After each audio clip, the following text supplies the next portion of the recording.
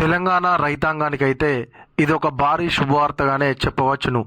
ఎందుకు అనంటే 5వ విడత రుణమాఫీ ఉండబోతుందా అనే దానికైతే ఇది ఒక సంకేతంగానైతే చెప్పవచ్చును. అయితే చాలామంది కామెంట్ చేస్తున్నారు, అరే ఏంద్రాబాయ్ ఊకే నువ్వు ఈ రుణమాఫీ అని చెప్పేసి నీ వ్యూస్ కోసమో దానికోసమో చేస్తున్నావు అని చెప్పేసి అంటున్నారు. సరే మీరు అన్నా కూడా దానికోసం అయితే నేనేం బాధపడను.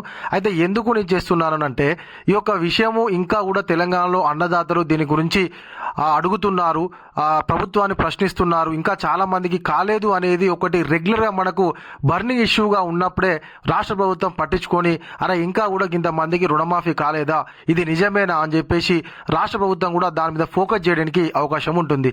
అయితే ఎవరు పట్టించుకోకుండా అయిపోయింది కదా అని చెప్పేసి మనము సపరేకుంటే రాష్ట్ర ప్రభుత్వం కూడా అసలు దీని గురించి ఎవరు మాట్లాడడం లేదు, సంపూర్ణంగా అయిపోయింది, ప్రజలు కూడా సపరేకున్నారు అని చెప్పేసి ప్రభుత్వం కూడా పట్టించుకోదు. ఎవరైతే ఇంకా 2 లక్షల వరకు మరియు 2 లక్షల పైన రుణమాఫీ కాకుండా అన్నదాతలు ఉన్నారో వాళ్ళందరి పక్షాన్ని అయితే నేను రాష్ట్ర ప్రభుత్వాన్ని ప్రశ్నిస్తూ ప్రతిసారి వీడియోలు అయితే చేస్తున్నాను. కాబట్టి దాని కొసమెరుపుగానే అంటే నేను చేశాననే కాదు, ఇంకా చాలా మంది చేస్తున్నారు. దాని మీదనే రాష్ట్ర ప్రభుత్వం స్పందించి కొంచెం కదలిక వచ్చిందా ఏంది అనిపిస్తుంది. మీరైతే ఈ వీడియో చివరి వరకు చూడండి. చివరి వరకు చూస్తే మీకైతే తప్పకుండా అర్థమవుతుంది. ఓకేనా? ఇంకా ఎవరైనా మన ఛానల్ కొత్తగా చూస్తున్నట్లయితే సబ్స్క్రైబ్ చేసుకోకపోతే వెంటనే సబ్స్క్రైబ్ చేసుకొని పక్కనటువంటి గంట సింబల్ అయితే నొక్కండి. నేను చేసేటువంటి వీడియోస్ అయితే మీకు నోటిఫికేషన్ రూపంలో మీకు మొదటగా రావడం అయితే జరుగుతుంది. అదేవిధంగా ఇంకా మీలో ఎవరికైనా 2 లక్షల లోపు రుణమాఫీ కాకుండా 2 లక్షల పైన రుణమాఫీ కాకుండా ఎంతమంది ఉన్నారో వాళ్ళందరూ అయితే తప్పకుండా కింద కామెంట్ అయితే చేయండి. నెక్స్ట్ రేపటి వీడియోనైతే మీరు ఎంతమంది కామెంట్ చేస్తున్నారో ఆ కామెంట్లను తీసుకుని అయితే వీడియో రూపంలో చేస్తాను. రాష్ట్ర ప్రభుత్వానికి కూడా తెలుస్తుంది ఇంతమందికి ఇంకా కాలేదా అని చెప్పేసి. కాబట్టి అదేవిధంగా మీకు కుటుంబ నిర్ధారణ కూడా అయ్యిందా లేదా అనేది కూడా తప్పకుండా కింద కామెంట్ చేయండి. రేపటి వీడియోనైతే మీరు ఎంతమంది కామెంట్ చేస్తే మీ యొక్క కామెంట్లను తీసుకుని అయితే నేను రేపు వీడియోనైతే చేస్తాను. కాబట్టి తప్పకుండా ప్రతి ఒక్కరైతే కామెంట్ చేయండి.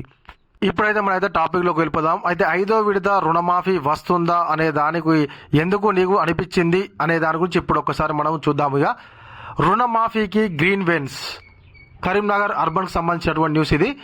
రుణమాఫీ చేసేందుకు ప్రభుత్వము పకడ్బందీ చర్యలు చేపడుతుంది. ఇప్పటికే 3 విడతలుగా 2 లక్షల వరకు రుణాలు మాఫీ చేసినటువంటి ప్రభుత్వము వివిధ కారణాలతో రుణమాఫీ కాని వారి సమస్యలపై దృష్టి సాధించింది.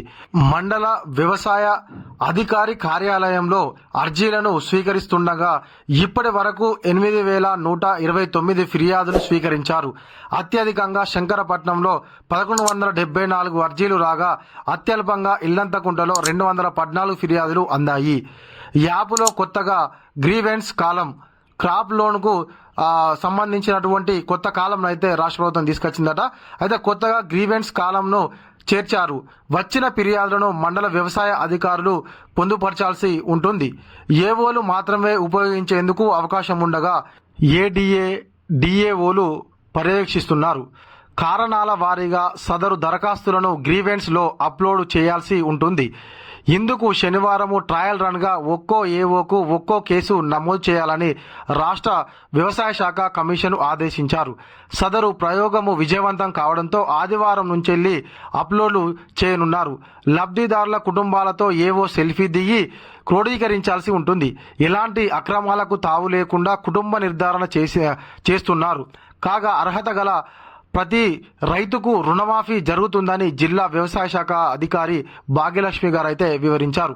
అయితే ఈ యొక్క రుణమాఫీ గ్రీవెన్స్ ఏంది, అసలు 5వ విడత రుణమాఫీ ఏంటి అని అంటే కొత్తగా మనకైతే ఈ యొక్క క్రాప్ లోన్ సంబంధించినటువంటి దానిలో అయితే గ్రీవెన్స్ అనేటువంటి కాలంను రాష్ట్ర ప్రభుత్వం తీసుకొచ్చి అందులో ఎవరికైతే ఇంకా రుణమాఫీ కాకుండా ఉన్నారో వాళ్ళ యొక్క వివరాలను పొందుపరుస్తున్నారట. ఇది మనకు ట్రయల్ రన్గా కరీంనగర్లోనైతే దీన్ని ట్రయల్ రన్ చేశారట మొన్న శనివారం రోజు. అయితే అది సక్సెస్ కావడంతోనైతే ఆదివారం నుంచి వెళ్ళి టోటల్గా ఎంతమందికి రుణమాఫీ కాలేదు దానికి సంబంధించినటువంటి వివరాలను అయితే ఆ యొక్క కాలంలో కేవలము ఏవోలు మాత్రమే అందులో పొందుపరిచే విధంగానైతే ఉందట. దాన్ని మిగతా పై అధికారులు అయితే పర్యవేక్షిస్తున్నారు. అయితే ప్రయోగాత్మకంగా ప్రారంభించినటువంటి ఈ యొక్క గ్రీవెన్స్ అనేటువంటి కాలంను రాష్ట్ర వ్యాప్తంగా కూడా కొనసాగించి ప్రతి ఒక్కరికి ఇంకా ఎవరికైతే రుణమాఫీ కాకుండా ఉన్నారో వారందరికీ కూడా ఈ యొక్క ఆప్షన్ను ఇచ్చి మళ్ళీ ఈ 5వ విడత రుణమాఫీ చేసేటువంటి అవకాశం ఉన్నట్లుగానైతే కనిపిస్తుంది. కాబట్టి రాష్ట్ర ప్రభుత్వము మరొక ముందడుగు ఈ యొక్క రుణమాఫీ కోసం వేసిందా అని అయితే అనిపిస్తుంది మనకు. కాబట్టి ఖచ్చితంగా రాష్ట్ర ప్రభుత్వం అయితే ఈ యొక్క రుణమాఫీ ప్రక్రియను మరొకసారి పునరాలోచన చేసుకొని రాష్ట్ర వ్యాప్తంగా ఇంకా ఎంతమంది 2 లక్షల లోపు రుణమాఫీ మరియు 2 లక్షల పైన రుణమాఫీ కూడా మీరు చేస్తారన్నారు. కాబట్టి దాని గురించి కూడా ఖచ్చితంగా మీరు పునరాలోచన చేసుకొని అందరికీ కూడా ఈ యొక్క రుణమాఫీ ఫలాలు అందే విధంగా మరొకసారి రుణమాఫీ అనేది చేయాలని చెప్పేసి తెలంగాణ రైతులైతే కోరుకుంటున్నారు. అదేవిధంగా రాష్ట్ర ప్రభుత్వం కూడా ఆ విధంగా ఆలోచన చేస్తుందని చెప్పేసి మనందరము ఆశిద్దాము. ఇది ఇలాంటి మన వీడియో. ఈ వీడియో కనుక మీకు నచ్చినట్లయితే ఖచ్చితంగా ఒక లైక్ చేయండి, కామెంట్ చేయండి. ఇంకా మీలో ఎవరైనా మన ఛానల్ను సబ్స్క్రైబ్ చేయకపోతే వెంటనే సబ్స్క్రైబ్ చేసుకొని పక్కన గంట సింబల్ అయితే నొక్కండి. Thank you.